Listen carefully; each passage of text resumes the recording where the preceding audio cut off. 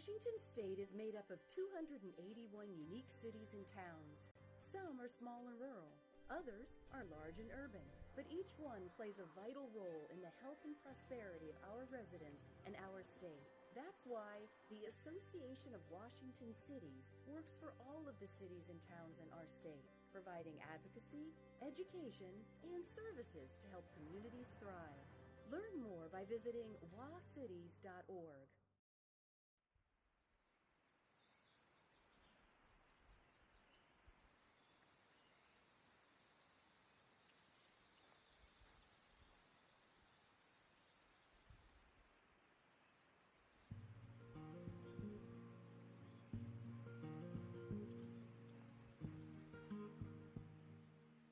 The history of our state really has a lot of boom and bust stories, especially about mining. In the late 1800s, prospectors scattered all over Washington State, every river and creek and valley, looking for gold, looking for silver. This is one of those locations here in Bodie, Washington, way up near the Canadian border on the eastern side of our state. You have to wonder when you walk into a town like this, who built these buildings? Who lived here? What was their story and where'd they end up?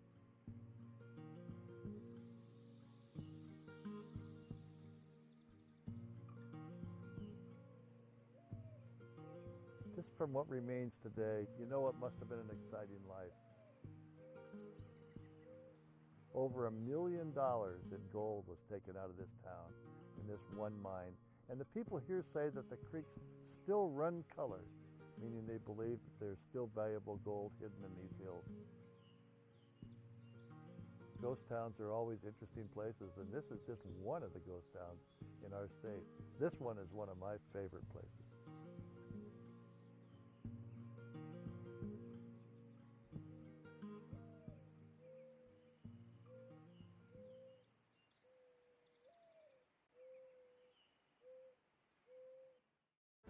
The Ellison Floyd Medical School success can really be seen as a case study of how a community can come together with a vision for economic development, a vision for healthcare, and then partner with all of the stakeholders who might be involved, and then deliver.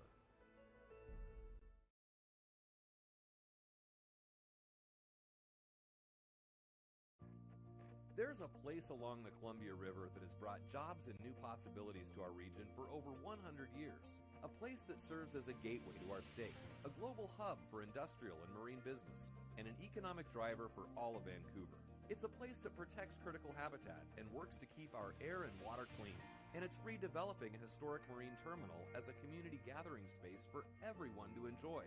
That place is your public port, the Port of Vancouver, USA. The American crew is in the lead now. The American crew is in front. It's very, very close. The United States wins with Italy second and Germany third, Great Britain fourth, and Hungary fifth, and not one vote length between the first five.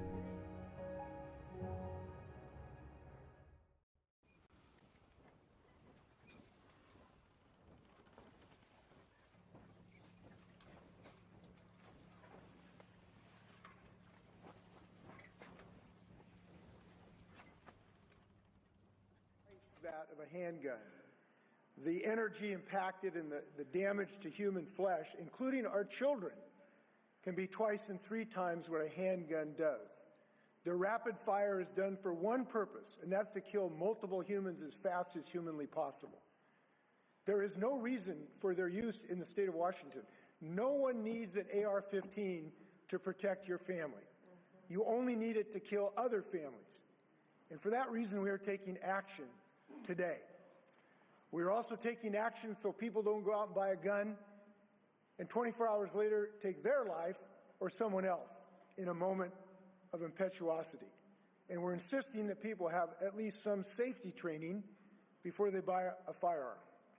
And these manufacturers at long last will be required to act responsibly in the sale of these what can be public nuisances. These are three important bills. I do want to note that while we celebrate them, they're not the only things we need to do against gun violence. They're not a total panacea. But just because they don't solve all the problems does not mean that the state of Washington does not take action. Inaction against gun violence is unacceptable in the state of Washington.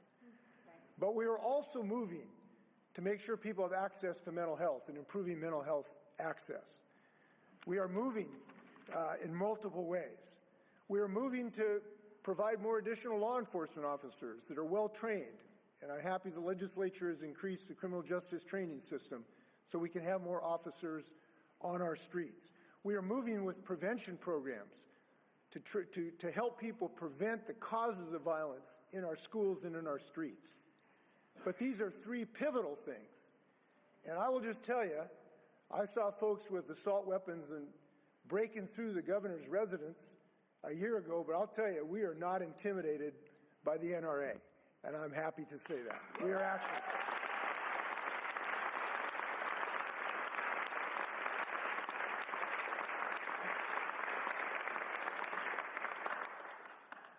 Now, I want to thank all the people who've been involved in this effort. And there have been so many for now decades. Jim and Anne Marie, who lost their daughter Carrie in Las Vegas. Pam Meeks, who helped establish the Mothers Against Violence. Mary Glenn, whose son Sean was killed by an assault weapon 30 years ago, and for 3 decades now has worked on this issue. And perhaps closest to my heart, Trudy Inslee, who stood beside me when I voted to ban assault weapons in 1994 and has been there every day against gun violence since then.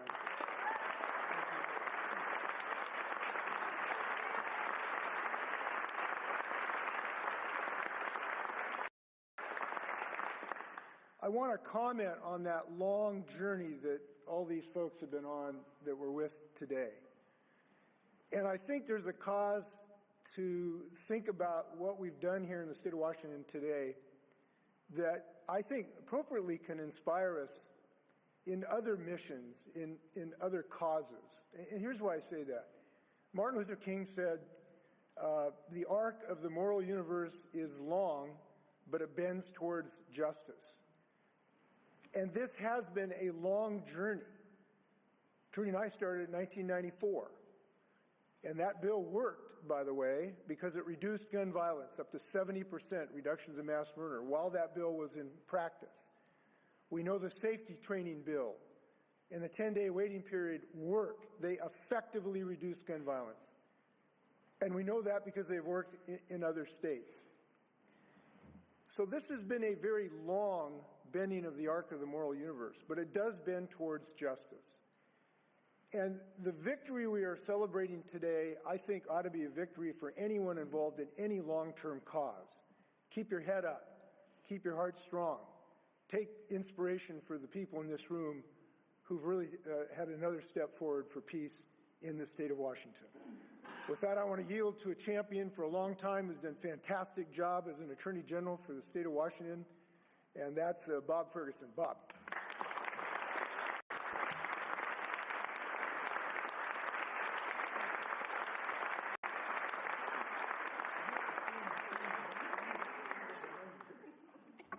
Thank you so much, Governor. And I think we can all agree maybe the right place to start is by showing our appreciation for having a state with a governor and a first lady who, by the way, testified on the ban on the sale of assault weapons at this legislative session.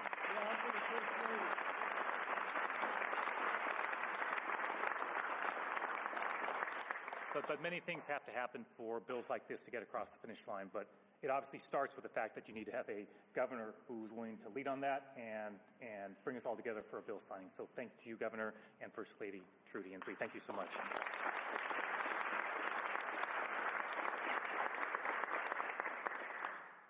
So I have a few thank yous to start with. And the road has been long, Governor. You are right about that. I first proposed the banning of the sale of assault weapons as AG request legislation 7 years ago. And it was 2016 after the shooting in Mukilteo in which we proposed it. And this 2017 session was the first session. And my legislative team has obviously been working very hard on this for all of those 7 years. So in those 7 years, the Legislative Affairs Director has changed a couple times. Currently, it's Joyce Bruce. So please join me in thanking Joyce for her leadership on the team on making this happen.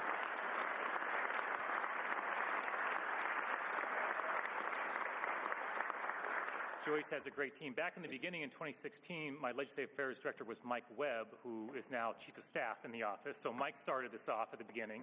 And after Mike became Chief of Staff, we had a Legislative Affairs Director by the name of Yasmin Trudeau, who filled the role for a while. And then when we weren't getting it through the legislature, we decided we had to get a more unconventional means of trying to get this thing passed. And we thought, let's send to the legislature our Legislative Affairs Director. And so now she's Senator Trudeau and really helped lead the effort. Thank you.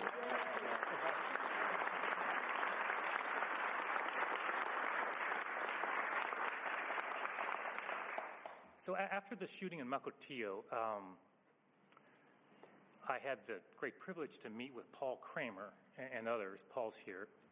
And Paul's son was shot, thankfully survived that shooting in Mukilteo. And Paul, where are you? Just so I know where you're. So Paul's right behind me. So Paul and I met, and I listened to him talk about what the impact of that shooting was on his family and his community. And look, I didn't know anything about what it would be like to go through that experience as a father. So I learned a lot from Paul, and I suspect Paul at that time, he's become quite an activist in this issue. Paul, I suspect you didn't know too much about the ways of the state legislature either, right? So at some point in the conversation, Paul asked, well, what can we do? And I said, well, I'll propose, as agency request legislation, to propose banning the sale of assault weapons in the next session. And I remember so clearly Paul asking, well, what do you think the chances are? And, trying to be direct, I said, look, Paul, it's going to be really, really uphill, really, really uphill.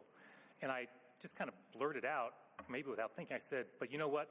It's probably not going to pass this year, but I said, I promise I'll propose it every year until it passes. And, in those multiple years early on, as Paul and I have talked about, it didn't go anywhere.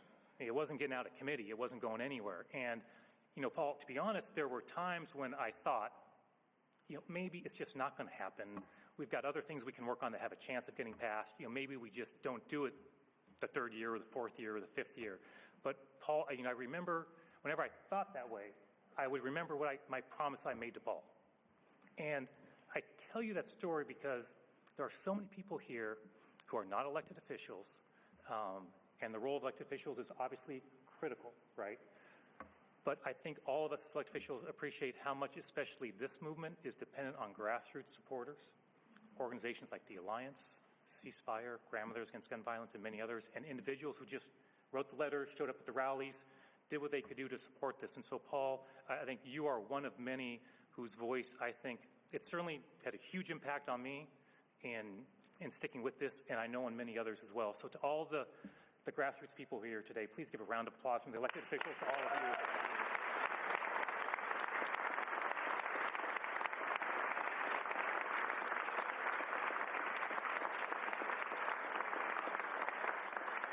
And so our prime sponsors these last several years, Senator Kuderer, thank you for your steadfast support. And I think my very first call after talking to Paul, I'm pretty sure was to State Representative Strom Peterson, who of course represents Mukilteo. We were looking for a prime sponsor back 7 years ago, and Representative Peterson and I spoke, and he's very passionate about this issue, as you'll hear in a few minutes, and he was quick to offer to be a prime sponsor, and stuck with it every year since, side by side. And so, thank you, Strom, for your leadership on that.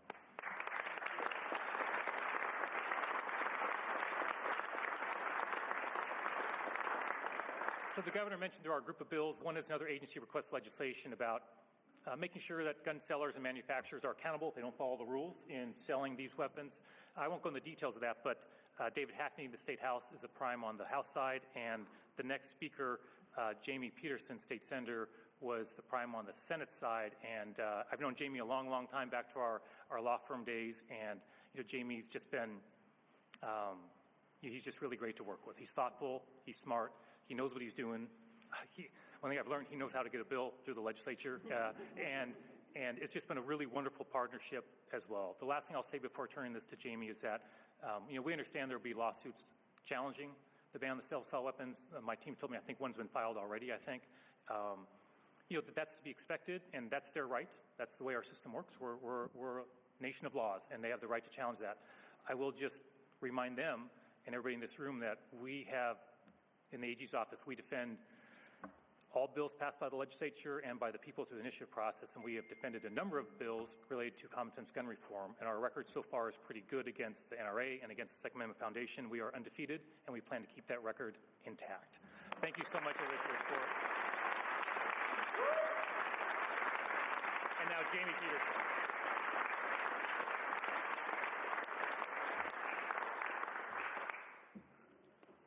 I want to thank the Attorney General and the Governor both for their leadership, for their willingness to put their reputations and their political capital at work to make these bills happen and to make so many other things happen over the past few years. You know, when I reflect, I was talking with Representative Kagi here a moment ago about what the legislature was like in 2006 when I got here.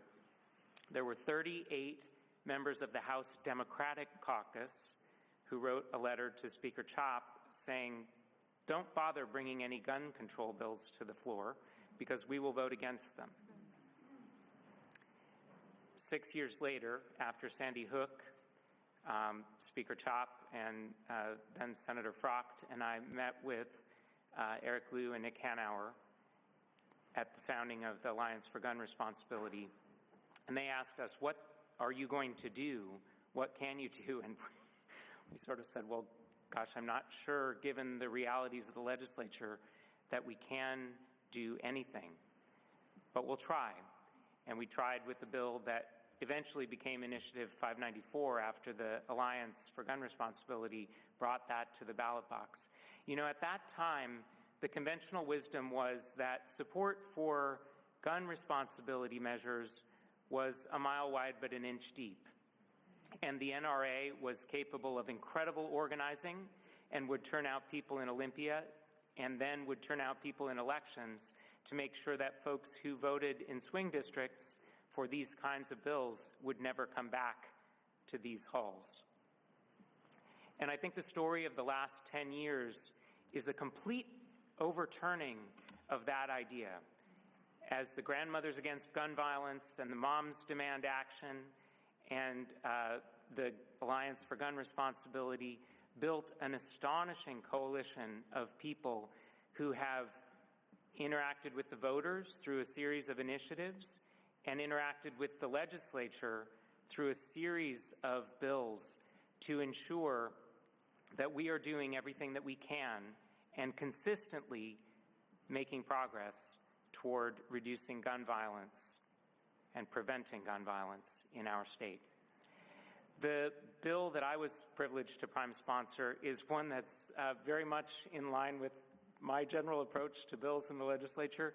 It's kind of a background bill that I think will help all of the other legislation work better because it causes the people who are directly involved in the manufacture and sale of firearms to become very interested in enforcing all of the other laws that we have been successful in passing over the last few years. It imposes on them liability for a failure to impose reasonable controls on those firearms. So if you think you're going to sell high-capacity magazines, guess what? Now the Attorney General has a new tool to make sure that you can't do that, or to sell assault weapons if you're a retailer. If you're a manufacturer who's going to target youth with a message about how cool it is to go shoot assault weapons, guess what? You may have some responsibility the next time that there is a mass shooting. We know, as the governor said, that we will never stop all gun violence.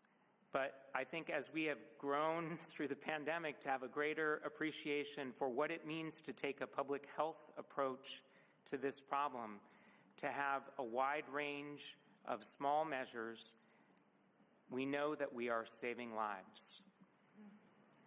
And that is the inspiration that I think gives all of us energy to keep doing this work.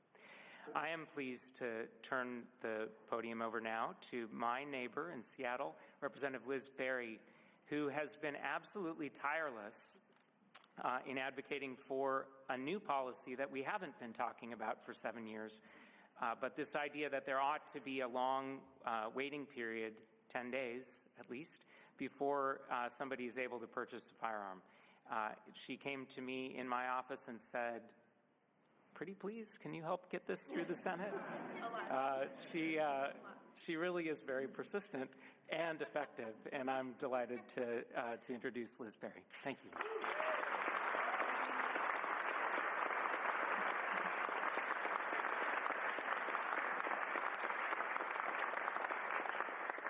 First, I want to thank everyone in this room who has made this day possible. So thank you to everyone here. And Governor Inslee, thank you for working with me on my bill that I'm here to talk about today. I ran for office 3 years ago because I was angry. I was heartbroken. I was devastated. I wanted to do something about it. Too many of our friends and neighbors are being killed by gun violence in our communities, and that is unacceptable. I'm the mom of 2 little kids, and it's devastating to me that gun violence is the #1 cause of death for children in our country. I have also lost someone I love to gun violence, Gabe Zimmerman, who was killed in the Tucson shooting. Enough is enough. And just a few years ago, Washington State received a C grade for gun safety measures by the Giffords Law Center. When Governor Inslee signs these bills into law today, our grade will be an A.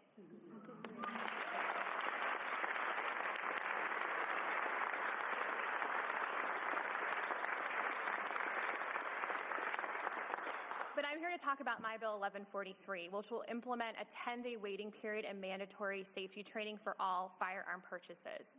The reason this bill is so important is because on January 1st, 2024, our centralized background check system will come online here in Washington, and that means instantaneous background checks for all firearm purchases.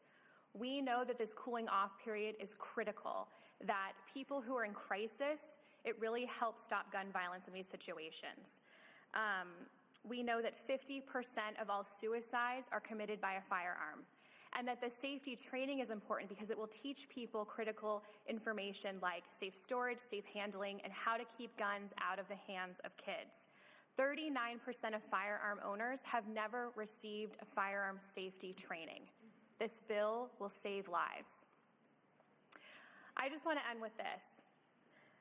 Kids are marching in the streets. Students are marching. Young people are demanding that people like us up here, people with power, do something to end gun violence in their communities, in their schools, in their churches, and on their playgrounds. We see you. We hear you. And today we are doing something about it. Thank you.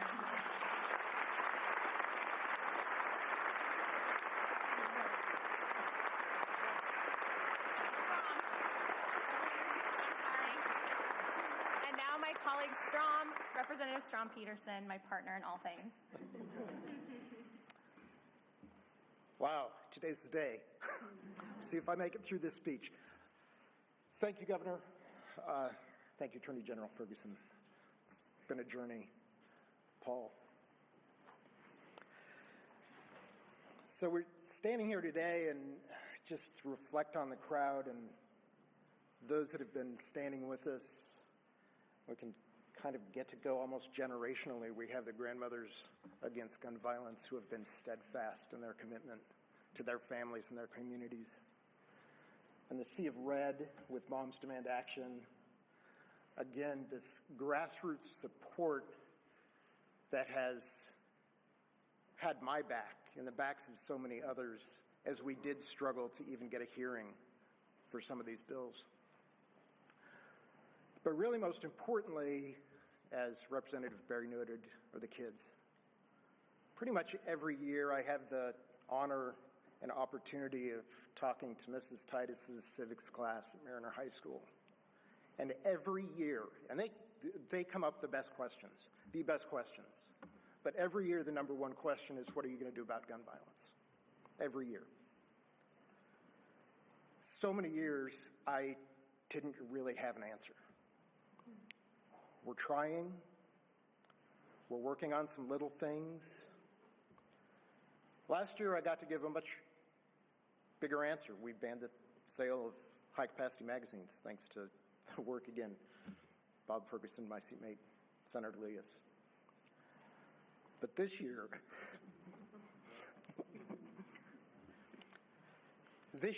I get to go to that class, stand up, and say, because of you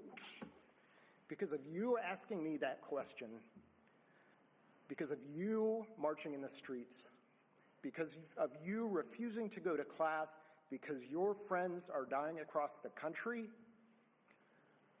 Washington State is leading the way. Washington State is banning assault weapons. Washington State is going to drastically reduce suicides and accidental shootings. And Washington State is going to make sure that gun manufacturers are responsible for their actions. This is a day that's been a long time coming, but a day that's here. And I couldn't be prouder to stand again with Governor Inslee, First Lady Inslee. Thank you so much. But with my colleagues who have been at this for so many years, but most of all, with the citizens of Washington who have led the way. And I'm just glad that we were able to follow and make this happen. Thank you all for being here.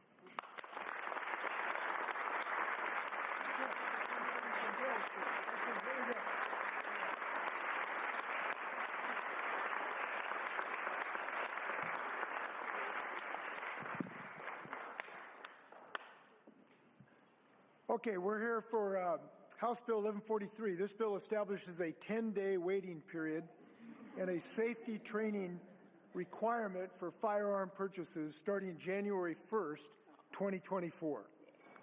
Putting a buffer of time between a person in crisis and a firearm can and will be the difference between life and death. For others, for their neighbors' children, and for their own families. While training is already required for the purchase or transfer of semi-automatic rifles, this legislation extends that requirement for all firearms. Now, I know we've all been inspired by people, and Liz has done a fantastic job with Senator Leas on this, but how about a round of applause for former Representative Gabby Giffords, who's been an inspiration to the process.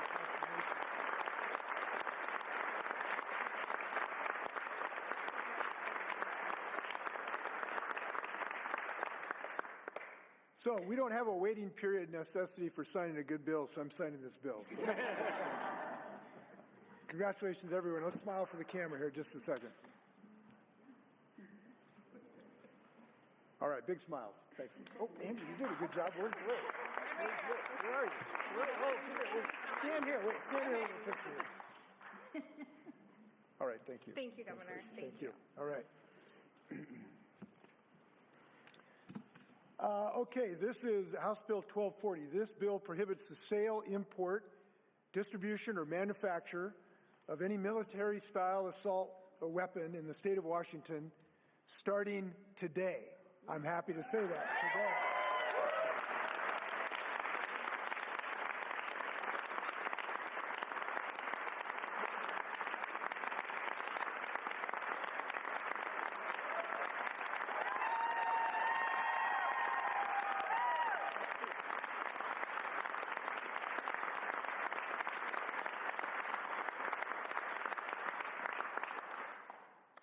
It's nice to have friends. I'll tell you that. Individuals who violate this new law can be charged with a gross misdemeanor, punishable up to 364 days in jail and a $5,000 fine.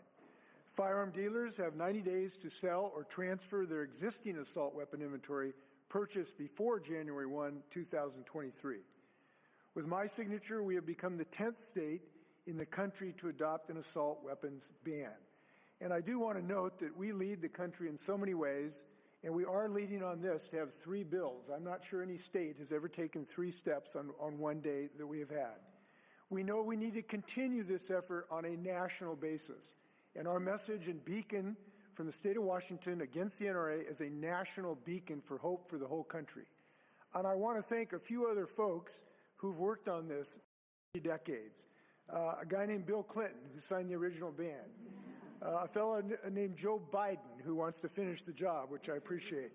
And a friend of mine named Earl Pomeroy, who's a buddy from North Dakota, who I stood next to, and we've cast some of the pivotal votes to ban this in 1994. That was the right vote in 1994, and it's the right law to sign today. I'm very happy about this.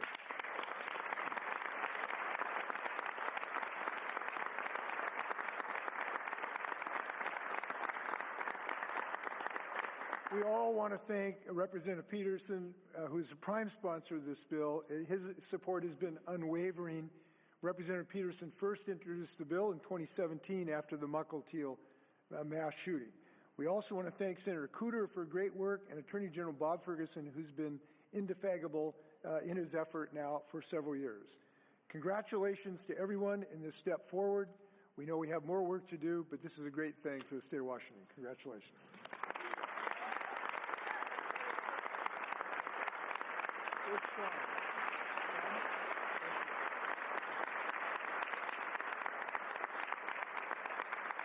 I need another pen. Who's got a pen? I need a pen here. I need 2 pens for this. Okay. Is Trudy around? Trudy, could you join us over here just for a second? Thank you very much. I appreciate that. We're here for Senate Bill 5078. This requires firearm industry members to establish and enforce reasonable controls on the sale, distribution, and marketing of their products. We are asking firearm dealers and manufacturers to make sure that they comply with our firearm laws while doing business in Washington state. Simply put, this bill increases the accountability of firearm dealers and manufacturers and holds the industry to reasonable standards going forward, standards that can and will save lives. I want to thank Senator Peterson for his sponsorship and his work on this important bill, as well as the companion bill sponsor, Representative Hackney. I'm signing this with 2 pens. First, one for Jamie. Jamie, congratulations. And the other for a woman, when I first started working with her, she was a mother against gun violence. Now she's a grandmother against violence, Trudy Inslee. So she gets this pen. Congratulations to everybody. Trudy, where are you? Okay, I need a call. Okay, let's smile for the camera here.